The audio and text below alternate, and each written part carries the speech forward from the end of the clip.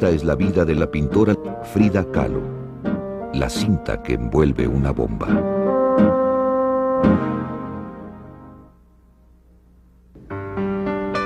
Mis cuadros son como las fotografías de mi padre para ilustrar calendarios, con la única diferencia de que yo pinto los calendarios que se encuentran dentro de mi cabeza, en lugar de representar la realidad exterior.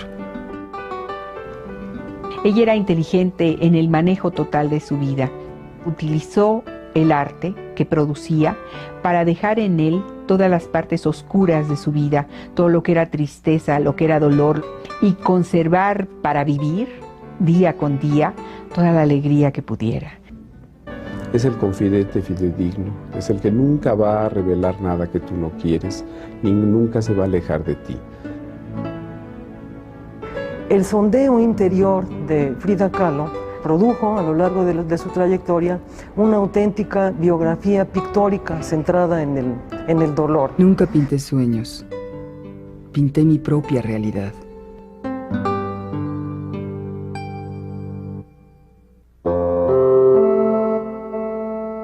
Magdalena Carmen Frida Kahlo y Calderón nació el 6 de julio de 1907 en Coyoacán, un pueblo situado a las afueras de la gran capital mexicana. Su padre, Guillermo Kahlo, era un reconocido fotógrafo de origen alemán, quien después de haber enviudado y con 2 hijas pequeñas, se apresuró a contraer matrimonio con la madre de Frida, Matilde Calderón. De este segundo matrimonio nacieron 4 mujercitas más: Matilde, Adriana, Cristina y Frida. La familia Kahlo contaba con una posición económica bastante acomodada. Guillermo Kahlo era un fotógrafo contratado por el gobierno del dictador Porfirio Díaz. El padre de Frida fue comisionado para viajar por todo el país fotografiando edificios y monumentos históricos. Gracias a este trabajo, pudo costear la educación de sus hijas en el prestigiado colegio alemán y construir la hermosa Casa Azul de Coyoacán, donde Frida Kahlo creció. Matilde Calderón, la madre de Frida, era sumamente religiosa. Su madre y todas las hermanas Kahlo tenían una banca específica en la iglesia a donde iban cada fin de semana y respetaban primeros viernes de mes. En su casa se rezaba el rosario todas las tardes. A Frida no le interesaba educarse para ser una de esas señoritas recatadas que solo se dedicaban a su familia, viviendo en el anonimato tras la sombra de sus maridos. Ella no compartía esta visión de la mujer con su madre, lo que provocó fuertes fricciones entre ellas. Frida, por el contrario, era la preferida de su padre. De él obtuvo la mayor influencia. Le heredó el gusto por la naturaleza. También le enseñó a retocar y colorear fotografías utilizando minúsculas pinceladas, técnica que sería fundamental en su estilo pictórico. El calvario físico de Frida comenzó a los 6 años, cuando cayó en cama 9 meses víctima de poliomielitis. La pierna derecha le quedó más delgada y la ocultaba empalmando 3 o 4 calcetines. When she'd go out in Coyoacán, other children called her Frida Kahlo, Pata de Palo, which must have been very shaming. I mean, no young child likes to be called names or be different. Esta experiencia la convirtió en una niña insegura y con una gran necesidad de afecto. Su padre trató siempre de darle el estímulo y la atención que necesitaba. Incluso cuando a los 15 años decidió que quería estudiar medicina, la apoyó para que ingresara a la Escuela Nacional Preparatoria en la Ciudad de México, donde estaba floreciendo la nación moderna. Después de la caída de Porfirio Díaz en 1911, se desató la Revolución Mexicana. En 1922, para los que no sabían leer, el nuevo gobierno se dio a la tarea de llevar al pueblo, a través de la pintura en muros públicos, imágenes que glorificaran la historia y cultura de México. Uno de estos muros sería encargado al ya famoso pintor mexicano Diego Rivera, quien pintaría un mural a sueldo de albañil en el auditorio de la preparatoria a la que recién ingresaba Frida. Fue ahí donde vio a Rivera por primera vez. Frida solía meterse a escondidas al auditorio donde Diego trabajaba y se sentaba horas a observarlo pintar. Durante su periodo en la preparatoria, Frida hizo amistades entrañables, especialmente sus amigos los Cachuchas, un grupo formado por 7 hombres y 2 mujeres que se distinguían por sus travesuras y su inteligencia. Uno de sus pasatiempos preferidos era juntarse en la biblioteca iberoamericana donde leían de todo. Además de los Cachuchas, la preparatoria ofrecía a Frida una atracción muy particular: Diego Rivera. Y no era solamente su pintura lo que la atraía, el hombre en sí la cautivó. A pesar de la fascinación de Frida por Rivera, en el verano de 1923 inició un noviazgo con Alejandro Gómez Arias, un apuesto y brillante muchacho, jefe de los Cachuchas. Mientras Frida seguía creciendo, también crecían los problemas económicos en su casa. Con la caída del dictador Porfirio Díaz, su padre había perdido las lucrativas comisiones del gobierno.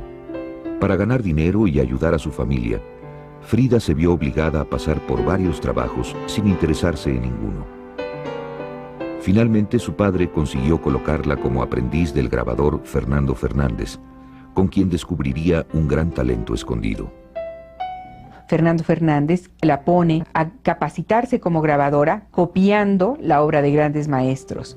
Algunos dibujos hechos por ella muestran que era una persona con un ojo extremadamente sensible a la belleza y una facilidad muy grande para el dibujo y para la pintura. Comenzando apenas a vivir, esta muchacha de 18 años, llena de energía, pronto iba a sufrir una terrible tragedia con consecuencias catastróficas que la seguirían por el resto de su vida. La tarde del 17 de septiembre de 1925, el camión en el que viajaba Frida con destino al pueblo de Coyoacán chocó con un tranvía. El camión se partió en 2 y el cuerpo de Frida quedó destrozado. Mentiras que uno se da cuenta del choque. Mentiras que se llora. En mí no hubo lágrimas. El choque nos botó hacia adelante y a mí el pasamanos me atravesó como la espada a un toro. El dolor y la lucha contra este se convertirían en los temas centrales de la vida de Frida. Después de pasar un mes hospitalizada luchando por su vida, siguió un largo periodo de recuperación en su casa. Casi inmovilizada a causa del corsé de yeso que debía utilizar, Frida comenzó a pintar. Me aburría muchísimo allí en la cama. Por eso decidí hacer algo. Robé unas pinturas al óleo de mi padre y mi madre me mandó a hacer un caballete especial puesto que no me podía sentar. Así empecé a pintar. Sus primeros retratos muestran una fuerte influencia de la pintura renacentista italiana, especialmente de Botticelli. El primer autorretrato lo hizo en 1926 como regalo para Alejandro, su novio, quien se mantenía cada vez más alejado de ella. Pintó este cuadro como un intento por retener a la persona que más amaba. No lo consiguió.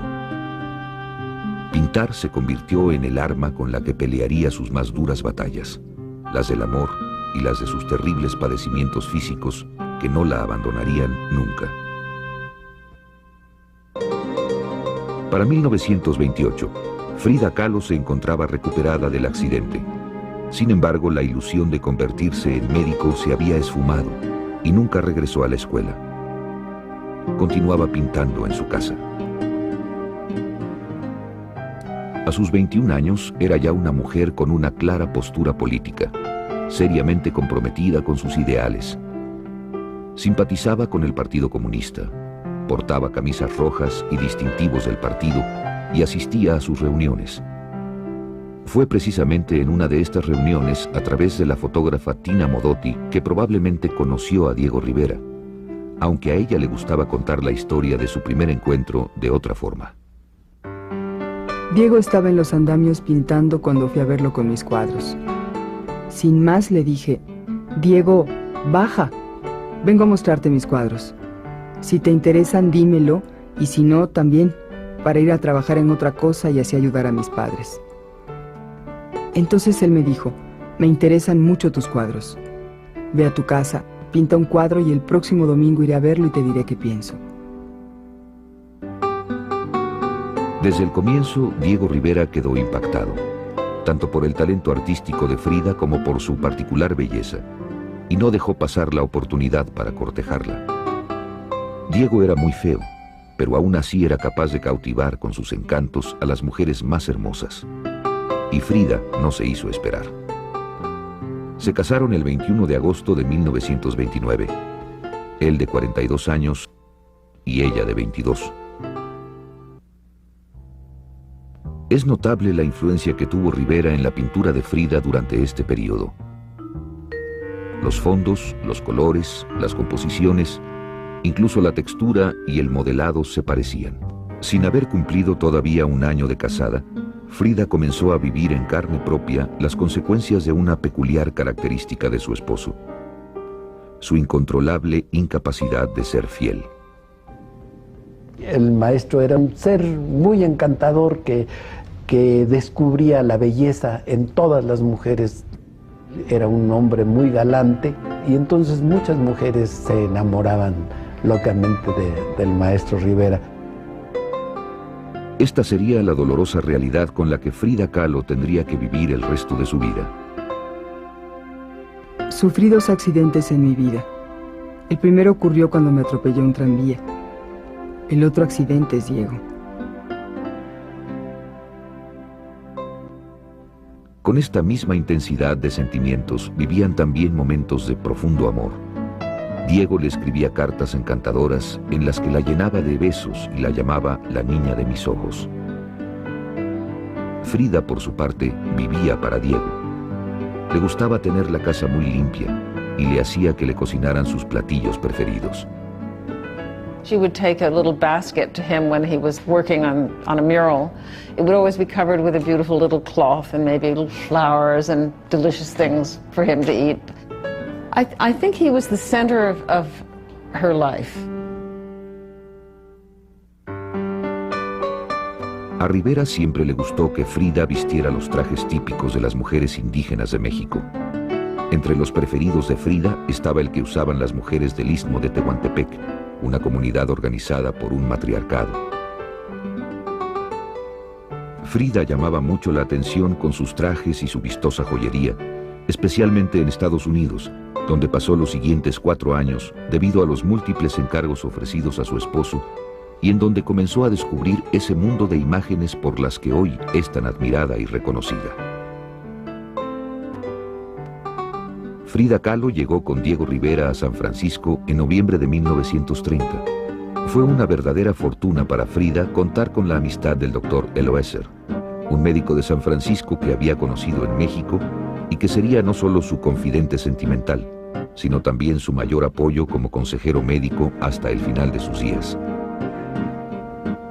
Dejando los trastornos sentimentales a un lado, Frida toma de nuevo el pincel y produce un cuadro con el que revela su universo fantástico. Her paintings became somewhat folkloric in style, or a sort of a chosen primitivism. This was not a primitivism just because she didn't know how to paint, it was because she chose to be somewhat primitive. En un retrato que pinta al año y medio de casada, Frida representa a Rivera como un gran artista. El arte siempre sería para él su pasión, y ella, pequeña a su lado, tomaría el papel de la amorosa esposa del genio. A pesar de que en Estados Unidos Frida estaba ya creando obras importantes con un estilo más definido, no se sentía todavía segura como pintora. Jugaba a pintar pequeños lienzos escondiéndose detrás de su esposo, el gran maestro pintor de grandes espacios. La enorme fama de Diego Rivera los llevó de San Francisco a Nueva York y después a Detroit en abril de 1932. Rivera estaba feliz en Estados Unidos, donde su trabajo era admirado y reconocido por todos. Frida, por el contrario, aborrecía Detroit, todo le parecía inferior a México. tomando flores y frutas como pretexto, reveló su pasión por dotar de vida todo lo que la rodeaba. Trató de tener un hijo muchas veces sin lograrlo. Sus sobrinos ayudaron a llenar el vacío. Mi papá y su hermana Isolda vivieron una temporada en casa de Frida y por lo que él platicaba, pues era una persona bastante cariñosa, bastante niñera. O sea, sí tenía esta parte maternal, ¿no? Así súper desarrollada. Frida y Diego viajaron de nuevo a Nueva York, donde este tenía comisionado pintar un mural en el centro Rockefeller. Como siempre, Diego se olvidó de su esposa para embeberse en su trabajo. Diego Rivera se iba muy temprano, podía volver muy tarde o no volver, y estaba realizando una obra muy importante, pero ella, ¿qué hacía? Llega un momento en que esa vida nómada le harta, quería volver. Diego no tenía ningún interés en regresar. A él le gustaba su vida de fama y reconocimiento en Estados Unidos y no iba a dejarlo todo por su esposa. El estado de ánimo de Rivera cambió cuando fue despedido del centro Rockefeller, acusado de pintar escenas comunistas. Unos meses después, el mural casi terminado fue destruido. Aunado a esta terrible decepción, estaban las peleas constantes con Frida y su insistencia por volver a México. Finalmente, ella triunfó. El 20 de diciembre de 1933, salió feliz de Estados Unidos al lado de su esposo. En 1933, después de pasar 4 años en Estados Unidos, Frida Kahlo y Diego Rivera regresaron a México a una moderna casa que habían construido en San Ángel, un pueblo a las afueras de la capital. El diseño de la elegante residencia, realizado especialmente para ellos por el arquitecto y pintor Juan O'Gorman, satisfacía plenamente las necesidades de la pareja en esa época. Eran 2 casas completamente independientes, cada una con su estudio y unidas solamente por un puente. En una viviría Diego y en la otra Frida. Diego no la perdonaba por haberlo obligado a volver a México. Su matrimonio no marchaba bien y los problemas de salud de Frida regresaron. Los padecimientos físicos que la afectaban tanto estaban íntimamente relacionados con los sentimentales. Mientras Diego se portaba bien con Frida y le daba la atención que necesitaba, su salud mejoraba. Frida volvió a lo suyo y continuó pintando con más entusiasmo que nunca. Entre 1937 y 1938, pintó más que en los 8 años anteriores. Comenzó a tomar su pintura más en serio. Aunque todavía la utilizaba como medio para registrar eventos importantes de su vida, ahora lo hacía con una mayor complejidad psicológica y perfección técnica. She's so dignified in those paintings. The very dignity that she has, that sort of queenly dignity, must have been a way of giving herself strength by making a strong image of herself. Se alejó valientemente del sufrimiento y del dolor utilizando el humor como antídoto. Nada es más valioso que la risa. Se requiere de fuerza para reír y abandonarse a uno, para ser ligera. La tragedia es lo más ridículo. Su carrera como artista empezó a despegar. En noviembre de 1938, a los 31 años, Frida Kahlo tuvo su primera exposición individual en la elegante galería de Julien Levy en Nueva York. Frida demostró ser una pintora por derecho propio, a pesar de que el apellido de Rivera pesaba fuerte en sus hombros. Después del éxito en Nueva York, viajó a París, invitada por André Breton, padre del surrealismo, quien al conocer su obra, inmediatamente la catalogó como surrealista. No sabía que era surrealista hasta que André Breton me lo dijo. Lo único que sé es que pinto porque necesito hacerlo, y siempre pinto todo lo que pasa por mi cabeza. Surrealista o no, el contacto con esta corriente fortaleció la fantasía de Frida Kahlo. A partir de 1938 se dio un notorio cambio en su obra. Starting in 1938-39, her paintings become I think more sophisticated. There's always a certain primitivism about Frida Kahlo's paintings, but her paintings do become less retablo-like and a little more realistic. The self-confrontation is much more dramatic. Her paintings became a kind of exorcism. And somehow all the pain seems to be going out onto the canvas. En ese tiempo todavía era muy difícil para una mujer ser pintora y a consecuencia, en la exposición de París, Frida no obtuvo éxito financiero. Sin embargo, el gobierno francés le compró un cuadro, El Marco. Hasta entonces, ninguno de los grandes pintores mexicanos de la época había sido honrado con esta distinción. Durante su estancia en París, conoció grandes personalidades del mundo del arte, entre ellos Picasso, quien como muestra de afecto le regaló unos aretes en forma de mano. El reconocimiento y el hecho de que ya estaba vendiendo cuadros dieron a Frida una mayor seguridad e independencia. Diego se había percatado de la nueva fortaleza adquirida por su esposa y pensó que este sería el mejor momento para hablar de divorcio. Para finales de diciembre de 1939, Frida Kahlo y Diego Rivera estaban legalmente divorciados. Como era de esperarse, ella sufrió una terrible depresión. Fue durante este doloroso período que Frida creó la que quizás sea su obra más conocida, Las dos Fridas.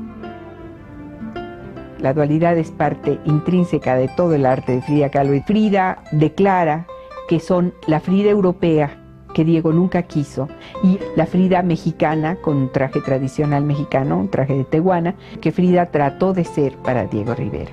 Y ambas están unidas por una misma circulación de sangre que une dos corazones que están expuestos, muy similares al Sagrado Corazón de Jesús, a la imagen del Sagrado Corazón de Jesús.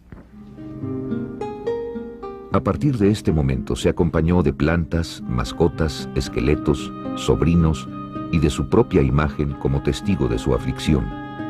Ellos llenarían los vacíos de su soledad. Frida realizó en este doloroso período algunas de sus mejores obras. Trabajaba incansablemente. Frida decide querer ser autónoma, querer poderse mantener a sí misma, no depender económicamente, cuando menos económicamente no depender de Diego Rivera, porque anímicamente dependerá de él toda la vida. Nunca estuvieron realmente separados. Frida no dejó de cuidar a Diego. Le ayudaba con su correspondencia y en asuntos de negocios. Él, por su lado, se preocupaba mucho por el decaído estado de salud de su exesposa. Entre 1939 y 1940, Frida pasó largas temporadas enferma. Desarrolló una infección de hongos en la mano derecha y sufría dolores insoportables en la espina dorsal. Estaba tan desesperada y deprimida que comenzó a beber mucho. Acostumbraba tomar hasta una botella de brandy diaria. Bebía porque quería ahogar mis penas, pero las malvadas aprendieron a nadar. Las noticias acerca del deteriorado estado de ánimo y condición física de Frida llegaron a oídos de Diego hasta San Francisco, donde éste se encontraba trabajando. Frida estaba por recibir una propuesta de Diego que curaría sus males y que la haría vivir la etapa más feliz de su vida. Después del divorcio en 1939, Frida Kahlo padecía de constantes depresiones y problemas en la espina que empeoraban cada día. Los médicos mexicanos recomendaban una cirugía que podría curarla. Indecisa, escribe a su amigo el doctor Eloeser para que la aconseje. Él opina que lo que tiene es más bien una crisis nerviosa y le pide que vaya a verlo a San Francisco para que la pueda tratar. Frida llega a San Francisco en septiembre de 1940, donde se encontraba Diego trabajando. Aprovechó para pasar unos días con él antes de ser hospitalizada para su tratamiento. Parecía que las cosas con Diego mejoraban. Frida Kahlo y Diego Rivera se casaron por segunda vez en San Francisco el 8 de diciembre de 1940 y regresó feliz a México a acondicionar la Casa Azul de Coyoacán. Ahí pasaría los años más felices de su vida. Su relación marital cambió. Entraron en una rutina que los hacía felices a los dos. Diego hacía su acostumbrada vida en la casa de San Ángel, que conservó como estudio, mientras que en la de Coyoacán vivían los dos en armonía. Sencillamente disfrutaban del placer de convivir y amarse, sin importar nada más. Frida se sentía contenta. Además de haber solucionado su vida sentimental, su profesión artística empezaba a tomar auge. La década de los 40 fue de grandes éxitos profesionales para ella. Participó en importantes exposiciones en México, San Francisco, Boston y otras ciudades de Estados Unidos. Además obtuvo encargos gubernamentales y privados. La escena artística en México estaba cambiando para favorecer a los pintores de caballete. Los muralistas ya no eclipsaban a los nacientes pintores. Fue en este tiempo que se inauguró en México La Esmeralda, la Escuela de Pintura y Escultura de la Secretaría de Educación Pública. Contrataron como maestros a los más destacados artistas mexicanos, y por supuesto entre ellos se encontraba Frida Kahlo. Sin pretensiones, instintiva y espontánea, Frida se dio a la tarea de transmitir a sus alumnos su vitalidad y amor a la vida. El amor a México, el deseo de un mundo mejor, la transformación de un mundo más fraternal, más en armonía con el universo, con los hombres entre sí. Todo eso, pues, considero que es la gran lección que adquirí de Frida Kahlo. A los pocos meses, la salud de Frida decayó. Ya no le era posible trasladarse hasta la escuela, así que pidió a sus alumnos que fueran a su casa de Coyoacán a tomar las clases. Eran una gran familia. Ya entonces se les llamaba los Fridos. Frida inculcó en ellos la teoría izquierdista. También promovía su carrera artística consiguiéndoles espacios en donde pintar murales. Estaba feliz con sus Fridos, pero desafortunadamente en 1944 tuvo que reducir sus horas de trabajo. Su salud empeoraba. Los dolores de pie y de espina eran cada vez peores. Para aliviar sus dolores de espina usaba corsés. Tuvo 28 en total, entre ellos uno de acero y 3 de cuero. El sufrimiento la obsesionaba. Lo extraía de su cuerpo para plasmarlo en sus cuadros. Al mirar sus heridas en el lienzo, lograría convertirse en espectadora de su propio dolor. La eterna herida abierta resulta ser extraordinariamente atractiva por motivos que están relacionados con la iconografía, incluso religiosa. Es como una mártir. Fue entonces cuando comenzó su diario. En él podía ser más espontánea que en los cuadros. No hacía falta aclarar su significado a nadie. Escribía y dibujaba sus pensamientos con la misma soltura y libertad con que llegaban a su cabeza. It's her most surrealist work. The drawings are these free ink blot drawings, and some of them she'd put a little ink on one side of the page, close the book and open it again, and then keep on drawing on those splotches and invent things, which is a surrealist technique completely. But beyond the drawings, which are wonderful and fantastical, the writing is very beautiful. I think most of it is like a love letter to Diego Rivera. En el diario de Frida Kahlo quedaría un testimonio prácticamente sin velos de lo que fue su mente a partir de 1944. En mayo de 1946, antes de cumplir 39 años, Frida viajó a Nueva York para someterse a una complicada cirugía. Esta operación le ofrecía una nueva esperanza, la oportunidad para finalmente vencer la agotadora batalla contra sus enfermedades y aliviar sus padecimientos de una vez por todas.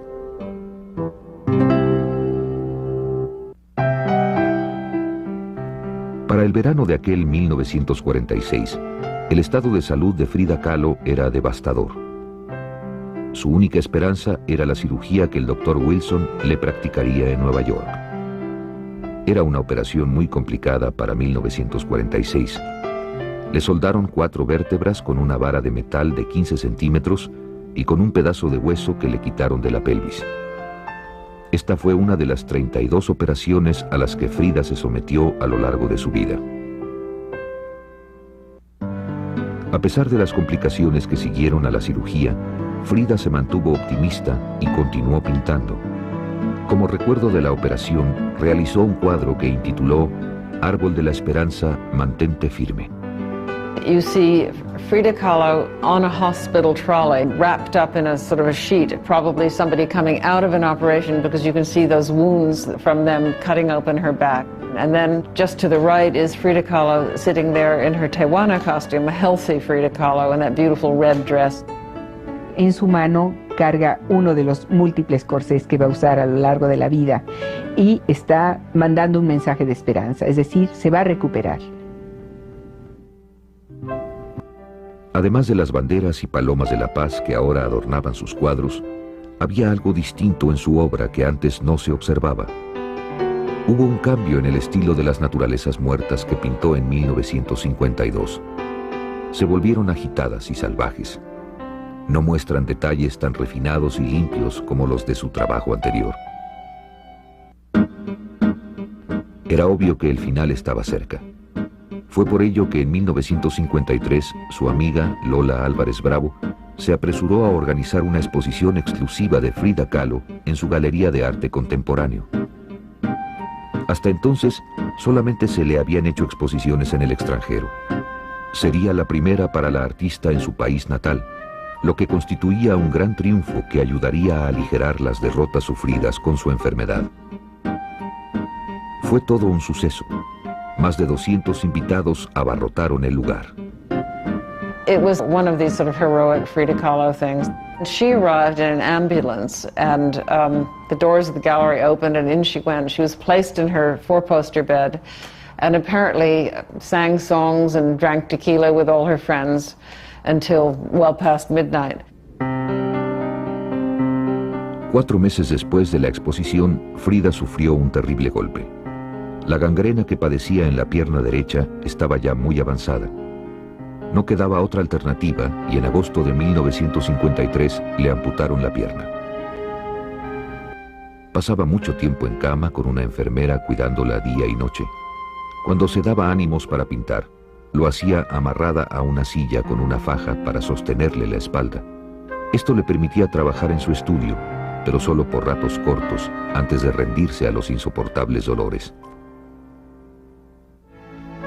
El 2 de julio de 1954, recuperándose aún de una bronconeumonía, asistió a una manifestación política.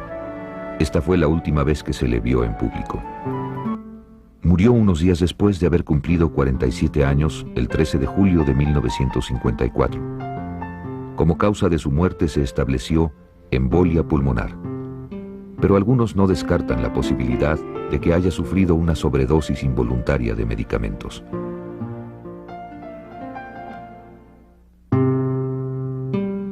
Frida Kahlo fue velada en el Palacio de Bellas Artes. Diego estaba destrozado. No le importó romper su promesa de no meter la política en la ceremonia cuando un discípulo de Frida se acercó y colocó una bandera roja con un martillo y una hoz sobre el ataúd.